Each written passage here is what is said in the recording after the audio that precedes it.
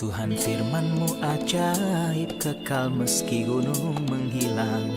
Tiada huruf yang gagal, tak terpatahkan siasat. Hidup seperti-Mu ya Allah, lebih dari emas.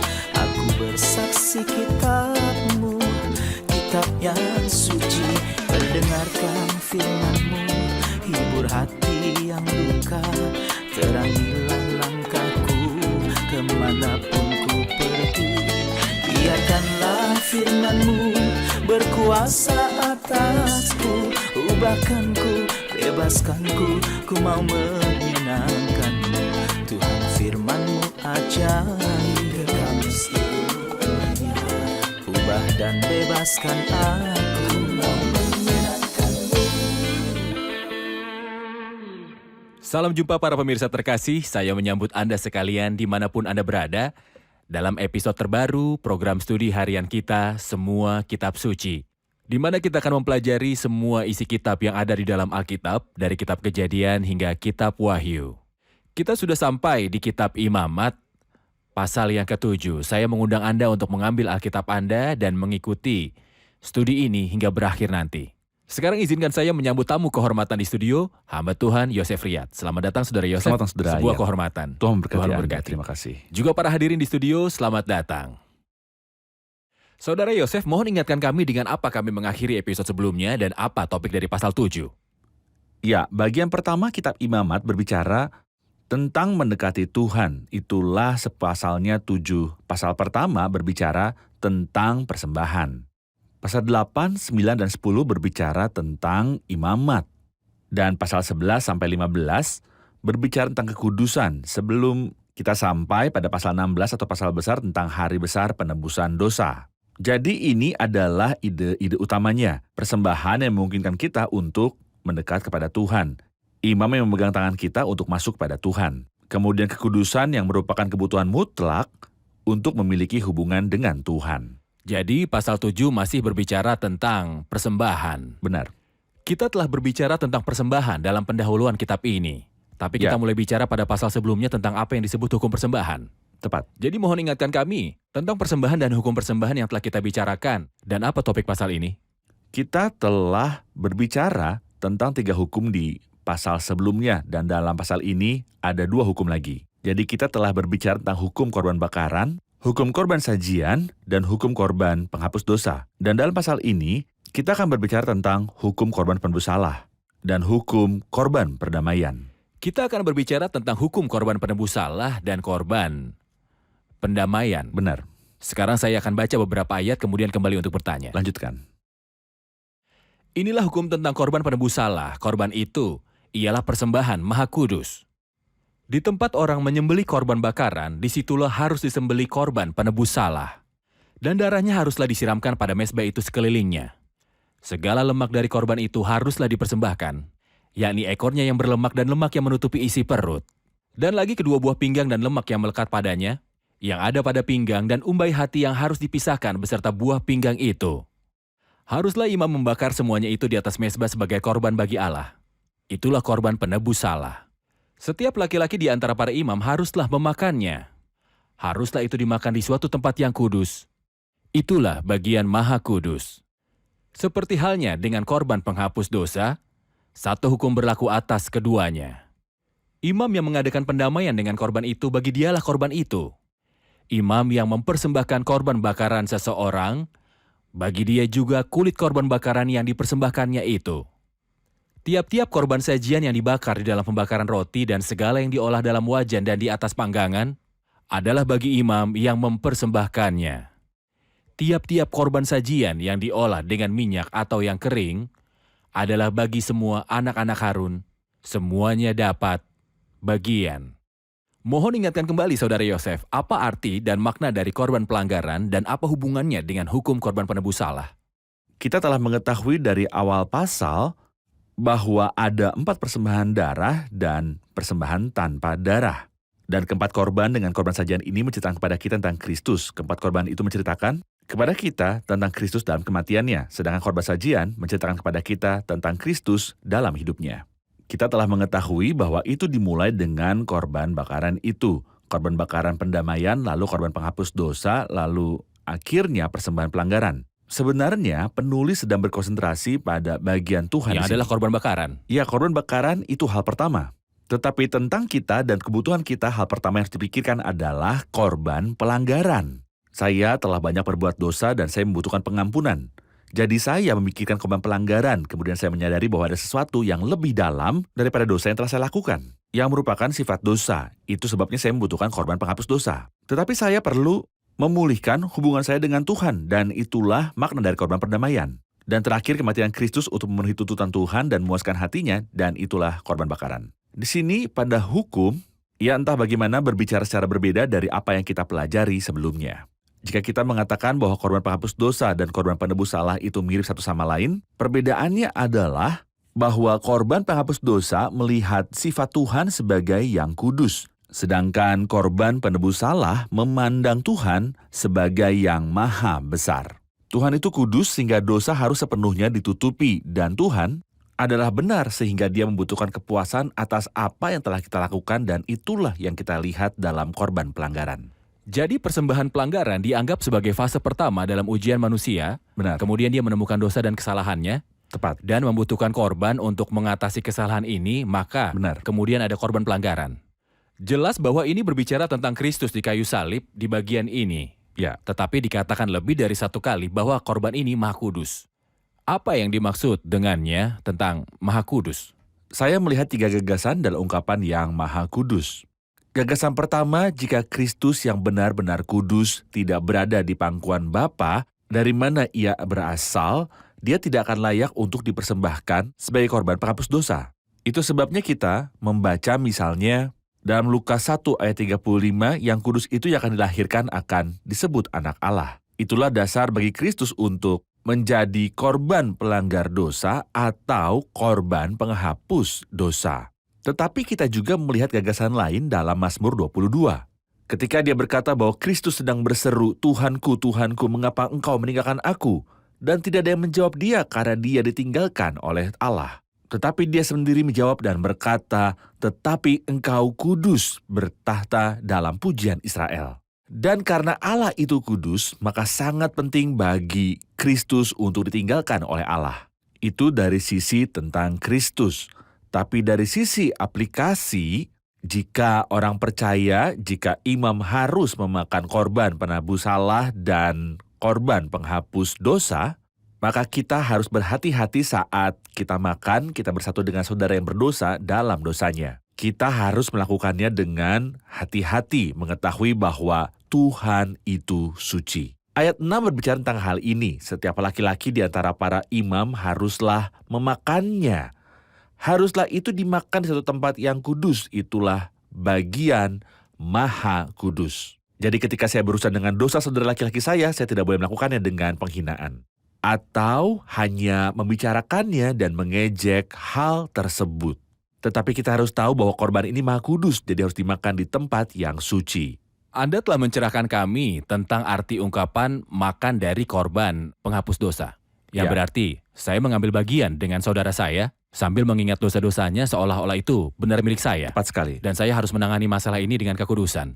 Ketika Baik, kita terima kembali ke Daniel pasal 9, Nehemia 9, dan Esra pasal 9, kita menemukan bahwa orang-orang terhormat dari Tuhan mengaku dosa orang seolah-olah itu Dosa mereka. dosa mereka. Itulah yang terjadi di Esra 9, Nehemia pasal 9, dan Daniel pasal 9. Baik, kita rehat sejenak dan kembali untuk menjawab pertanyaan hadirin.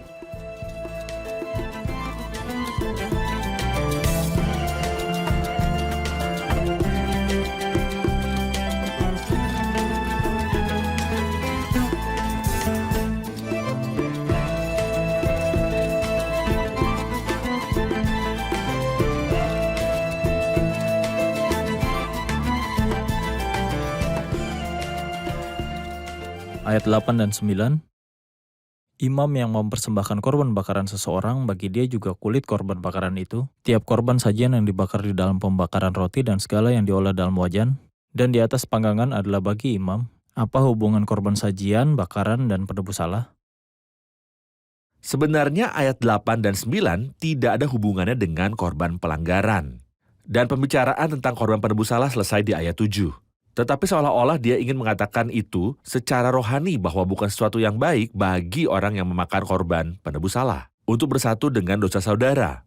Tetapi apakah hasil dari setiap tindakan imam itu tidak menyenangkan? Tidak ada hal-hal yang menakjubkan dalam pekerjaan imamat seperti mempersembahkan korban bakaran. Karena kulit korban bakaran itu untuk imam, jika kita mempersembahkan kue di mezbah, maka kita baca tiap-tiap korban sajian dibakar dalam pembakaran roti dan segala yang diolah dalam wajan dan di atas panggangan adalah bagi imam yang mempersembahkannya. Dan ada manfaat iman dari pengorbanan dan korban bakaran dan manfaat bagi tubuh ketika imam makan persembahan makanan. Tetapi dia membedakan di sini antara persembahan makanan yang disiapkan di dalam panci tertutup, yang ini untuk imam yang mempersembahkannya. Sedangkan jika dicampur dengan minyak dan tidak dimasukkan ke dalam oven, ini tidak memberitahu kita tentang penderitaan Kristus. Maka itu untuk semua imam tanpa kecuali. Mendapat bagi yang satu sama seperti yang lain. Dan pelajaran rohaninya adalah bahwa memakan Kristus yang telah melalui penderitaan membutuhkan kedalaman spiritual. Kita seringkali tidak menghargai Kristus dalam kesempurnaan dan kemuliaannya. Sementara dia mengalami rasa sakit kecuali kita sendiri yang mengalami rasa sakit dan menyadari bahwa betapa lemahnya kita ketika kita diperlakukan tidak adil. Tetapi apa yang Kristus lakukan ketika dia ditindas? Dia menderita, namun dia tidak membuka mulutnya. Saudara Yosef, Anda telah memberi kami sekali lagi kunci untuk memahami semua tanda di Perjanjian Lama dan korban-korbannya dan hukum, yaitu Kristus. Ya. Ketika Anda menunjuk pada korban bakaran, Anda membawa kami kembali pada Kristus. Tepat. Ketika Anda menyebutkan korban sajian, itu juga Kristus selama hidupnya. Tepat. Jadi kita tidak berbicara tentang ritual dan kewajiban. Jika ada yang bertanya, apa artinya dicampur dengan minyak, apakah persembahan makanan itu, apakah korban bakaran itu? Kita berbicara tentang semua tanda yang berhubungan dengan pekerjaan Kristus dan kehidupan Kristus. Kita perhatikan dalam Ibrani 10 bahwa dia menyebutkan semua jenis korban dan persembahan. Dan kemudian dia berkata bahwa Tuhan tidak menyukai mereka semua. Lalu aku berkata, sungguh aku datang dalam gulungan kitab ada tertulis tentang aku.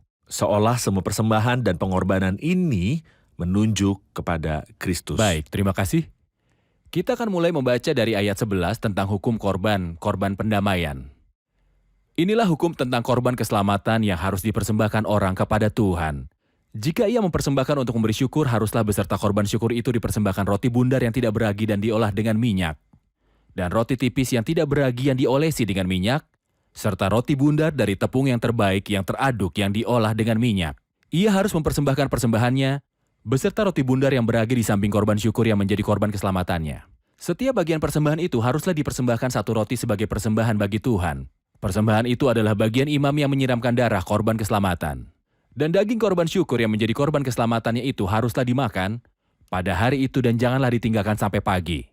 Jika korban sembelihan yang dipersembahkan merupakan korban nazar atau korban sukarela, haruslah itu dimakan pada hari mempersembahkannya, dan yang selebihnya boleh juga dimakan keesokan hari.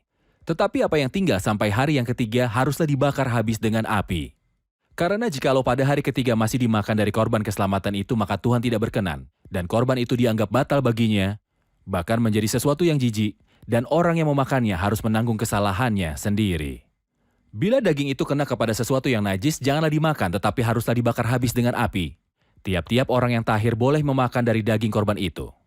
Tetapi seseorang yang memakan daging dari korban keselamatan yang untuk Tuhan, sedang ia dalam keadaan najis, haruslah nyawa orang itu dilenyapkan dari antara bangsanya.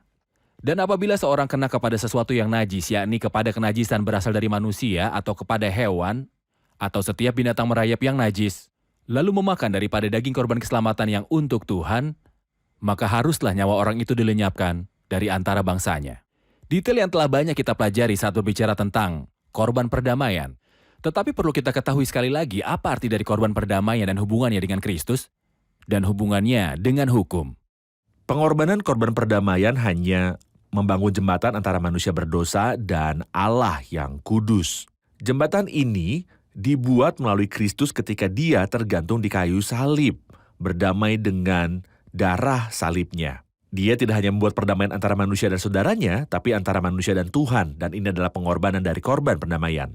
Hukum korban bakaran perdamaian yang disebutkan di sini memberitahu kita tentang 3 gagasan utama mengapa korban ini dipersembahkan, Kapan dimakan? Syarat utama untuk memakannya, mengapa ditawarkan?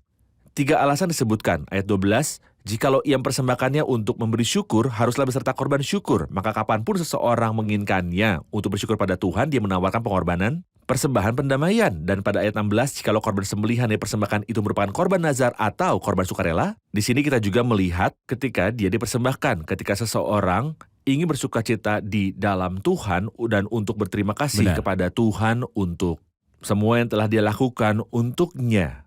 Dia biasa mempersembahkan korban perdamaian. Kapan harus dimakan? Pada hari yang sama dipersembahkan dan pada hari berikutnya, tetapi pada hari ketiga harus dibakar dengan api, yang berarti bahwa jika persekutuan antara Tuhan dan saya tidak didasarkan pada salib, maka itu adalah kenajisan. Benar. Itu sebabnya hal terpenting dalam persekutuan antara Tuhan dan manusia dan antara saudara-saudaraku dan aku harus didasarkan pada Salib. salib Kristus. Jadi korban perdamaian berbicara tentang persekutuan antara manusia dan Allah di atas dasar salib. Tepat. Benar. Hal ketiga menjadi syarat utama agar korban perdamaian dimakan adalah kesucian. Ketidakmurnian tidak pernah diizinkan ketika memakan korban persembahan perdamaian. Mengapa ia mengatakan bahwa itu tidak boleh dimakan pada hari ketiga, tetapi harus hari pertama? Pertama dan hari kedua, seolah-olah pengorbanan itu masih membayangi mata mereka. Seolah-olah persekutuan didasarkan pada salib dan bukan tak ada hubungan dengannya. Saya tidak hanya makan daging, tetapi saya makan korban perdamaian. Ada gambaran dalam Lukas 15 yang berbicara tentang pengorbanan korban perdamaian. Bisakah Anda menjelaskan agar pemirsa memahami gagasannya? Perumpamaan indah yang dikatakan Kristus dalam Lukas 15 dimulai dari ayat 11. Seorang pria memiliki 2 putra. Yang lebih muda mengumpulkan semua yang dia miliki dan melakukan perjalanan ke negara yang jauh. Dia tidak bahagia di negara yang jauh sehingga dia memutuskan untuk kembali ke ayahnya. Tetapi setelah dia menyanyiakan semua miliknya, saya telah kehilangan kegembiraan saya karena ketidaktahuan saya. Tapi dia kembali. Dan dia berharap ayahnya akan menerima dia sebagai pelayan dan dia baik-baik saja dengan itu. Tetapi dia menemukan bahwa ayahnya memiliki cinta yang luar biasa. Dan dia memberitahu pelayannya, keluarkan jubah terbaik dan kenakan padanya. Dan bawalah anak lembu yang gemuk ke sini. Dan sembelihlah dan mari kita bersenang-senang. Karena putraku ini telah mati dan hidup kembali, dia hilang dan ditemukan. Apa yang mewakili pengorbanan korban perdamaian bagi orang percaya saat ini? Maksud saya, kita berkumpul bersama dalam persekutuan dengan Tuhan dan kita berbagi bersama satu hal. Apakah itu? Sebenarnya kita seharusnya memiliki persekutuan dalam semua aspek kehidupan. Kita baca dalam kitab Kisah Para Rasul 2, ayat 42, mereka bertekun dalam pengajian rasul-rasul dan dalam persekutuan, dan mereka selalu berkumpul untuk memecahkan roti dan berdoa. Namun gambaran yang paling menakjubkan dari persekutuan antara orang percaya adalah perjamuan Tuhan yang disebutkan dalam 1 Korintus pasal yang ke-10. Perjamuan Tuhan berbicara tentang pengorbanan korban perdamaian. Dan makan dari perjamuan Tuhan persis seperti orang Yahudi yang saleh biasa makan dari korban perdamaian. Kita perhatikan bahwa dalam korban perdamaian Allah memiliki bagian, yang mempersembahkan korban mendapat bagian, yang membawa korban mendapat bagian, sahabat, saudara, dan kerabatnya juga mendapatkan bagian. Oleh karena itu, kebersihan dan kesucian adalah syarat untuk memakan korban perdamaian. Benar. Dan adalah suatu keharusan bahwa setiap orang yang memecahkan roti atau mengambil bagian dalam persekutuan ini atau maju ke persekutuan ini harus memeriksa dirinya dan harus menjalani kehidupan yang benar. Di dalam 1 Korintus 11 saya harus memeriksa diri saya sendiri. Dalam 1 Korintus 10 saya harus memeriksa mereka yang berada dalam lingkaran persekutuan yang saya ikuti. Saya tidak dapat berada dalam persekutuan dengan siapapun dan pada saat yang sama mengambil bagian dalam perjamuan Baik, Tuhan. kita akan rehat sejenak dan kembali untuk menjawab pertanyaan hadirin.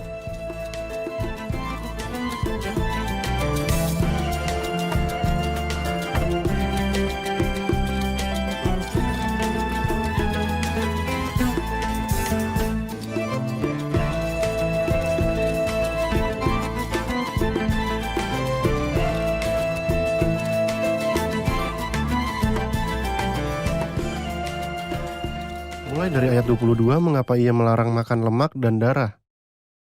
Silakan. Dari segi kesehatan, tidak sehat untuk memakan lemak dan darah. Dari aspek spiritual yang menjadi perhatian kita, Lemak mewakili energi dan kemauan dalam pengorbanan. Dan darah mewakili kehidupan, karena nyawa manusia atau nyawa binatang ada dalam darahnya. Dan bagi Kristus ini semua didedikasikan untuk Allah. Kehendaknya dan energinya diarahkan kepada Allah saja, karena Dia tidak menawarkan dirinya dan hidupnya kepada siapapun kecuali Allah saja. Dan itulah yang harus kita pelajari dari Kristus. Energi kita, kehendak kita, aktivis kita bagi Dia, dan jiwa serta hidup kita harus menjadi miliknya. Benar, terima kasih.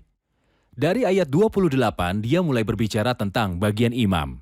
Mohon berikan kami gambaran tentang porsi imam dalam korban yang dipersembahkan. Ketika dia berbicara tentang bagian imam, dia menegaskan sekali lagi bahwa lemak tidak boleh diambil oleh imam tetapi harus dibakar di atas altar. Ayat 30, dengan tangannya sendirilah harus ia membawa segala korban api-apian Tuhan. Adapun lemaknya haruslah dibawanya beserta dadanya, supaya dada itu diunjukkan sebagai persembahan unjukan di hadapan Tuhan. Lalu haruslah imam membakar lemaknya di atas mezbah. Secara khusus ada dua hal, dada persembahan unjukan dan paha persembahan khusus. Dalam pengorbanan, dada persembahan unjukan memberitahu kita tentang kasih.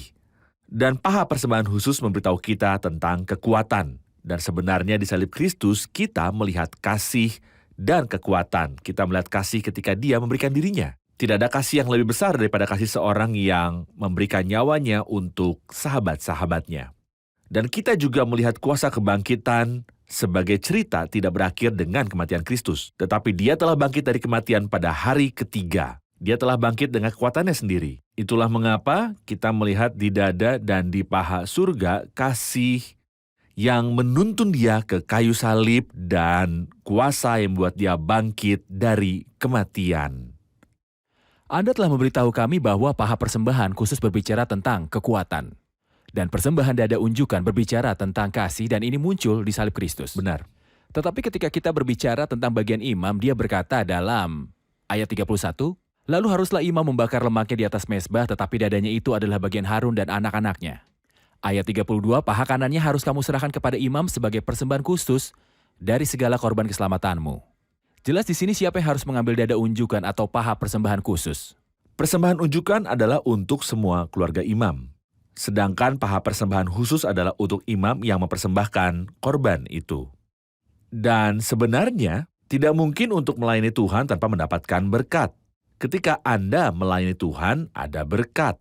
Dan tentu saja yang saya maksudkan pada dasarnya adalah berkat rohani. Ada kegembiraan dan kenyamanan dalam memakan dada dari persembahan unjukan. Karena bukan hanya dada anak domba atau korban, tetapi itu adalah kasih Kristus yang dicurahkan untuk diri saya sendiri dan saya memakannya. Dan kuasa Kristus yang muncul dalam kebangkitan saya curahkan untuk diri saya sendiri. Dan sebenarnya saya juga melihat bahwa keluarga imam telah menikmati kasih Kristus. Semua orang percaya menikmati kasih ini. Tetapi orang yang persembahkan korban belajar sesuatu yang lain. Mengenai kasih, sama seperti aku telah mengasihi kamu, demikian pula kamu saling mengasihi. Mengenai paha atas, saya ingat sebuah ayat yang disebutkan dalam 1 Yohanes 2 ayat 6. Barang siapa mengatakan bahwa ia ada dalam Dia, ia wajib hidup sama seperti Kristus telah hidup. Jadi berjalanlah seperti Kristus berjalan. Datang sebagai makna dari memakan korban khusus paha. Artinya, seperti Kristus berjalan, demikian juga saya berjalan. Benar. Juga diketahui, Saudara Yosef, bahwa persekutuan menuntut agar kita memberi seperti yang telah kita terima. Ya. Dia mengasihi kita, jadi kita harus mengasihi Dia. Benar. Dia melayani kita di kayu salib dan masih melayani kita, jadi orang percaya harus melayani Kristus. Apa hasil makan dari dada korban unjukan dan paha korban khusus? Kasih seperti apa yang seharusnya menyenangkan dan memuaskan Tuhan, dan pelayanan seperti apakah yang dapat memuaskan dan menyenangkan Dia? Ada sebuah ayat yang bagus yang mengatakan kita mengasihinya karena Dia lebih dahulu mengasihi kita. Sebuah output, Dia mengasihiku, Dia mulai mengasihi, bukan aku. Dan hal yang sama berlaku dalam hal ini. Dan hiduplah di dalam kasih sebagaimana Kristus juga telah mengasihi kita dan memberikan dirinya untuk kita sebagai persembahan dan korban kepada Allah untuk bau yang harum. Sangat menyenangkan bahwa orang percaya tidak memiliki doktrin karena doktrin tidak mengubah hidup, tetapi karena kita memelihara dan mendapat hidup dari korban ini, Dia memakan dada korban unjukan dan ketika Dia makan dari paha burung itu, Dia berperilaku seperti Kristus. Jadi orang percaya tidak akan bisa memiliki cinta sejati Tuhan kecuali dia diberikan makan simbolis persembahan unjukan, yaitu dada. Benar. Kasih Kristus. Tepat. Dan dia tidak akan bisa melakukan pelayanan yang dapat diterima kecuali dia dipenuhi Tepat. dengan kuasa Kristus dan hati Kristus. Benar. Terima kasih, kita sudah di akhir episode. Mari rangkum bersama para hadirin. Apa yang telah Anda pelajari?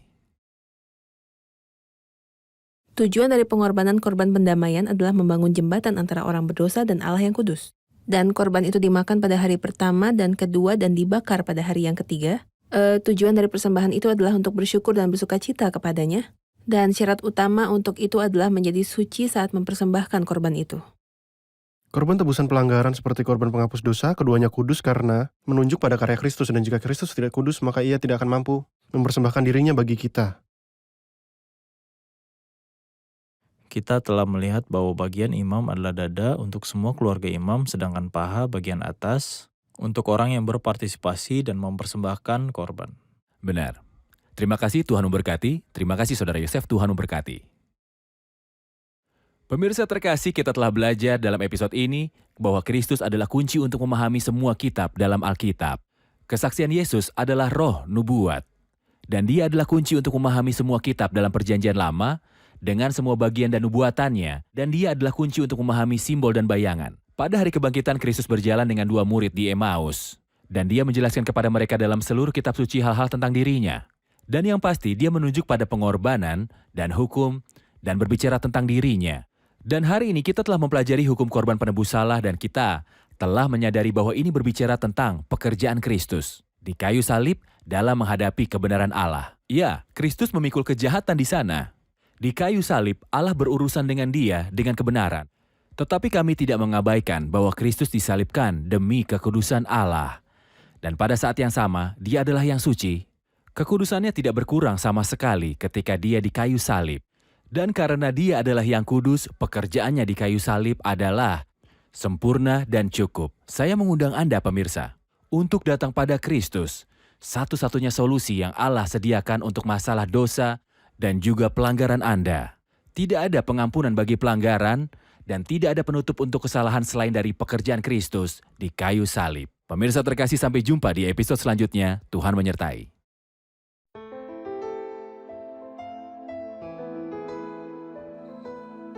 Tuhan firman-Mu ajaib, kekal meski gunung menghilang.